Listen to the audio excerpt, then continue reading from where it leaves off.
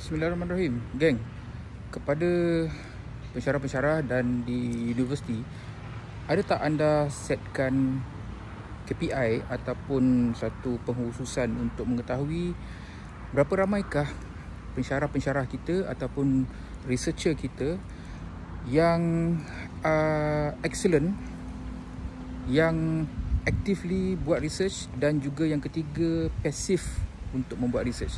Sekiranya kita ada data-data ini, kita ambil tiga ni dululah.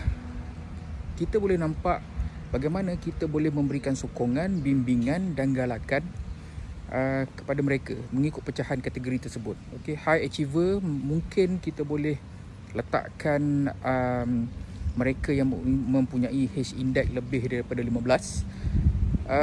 Active researcher mungkin kepada mereka yang mempunyai H-index 10 hingga ke 15, dan yang passive researcher mungkin mereka yang mempunyai H-index kurang daripada 10. Dan ini bergantung kepada matlamat yang ingin dicapai oleh setengah universiti. Sekiranya mereka inginkan pensyarah-pensyarah untuk membuat research yang berimpak tinggi, mungkin kita boleh lihat di sini, sebab kita nak tengok bagaimana cara untuk kita boost up mereka yang pasif di dalam buat penyelidikan.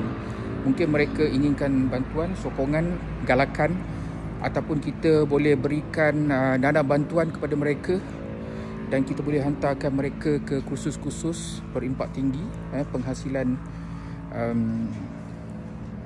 paper-paper berimpak tinggi. So this is about strategy planning.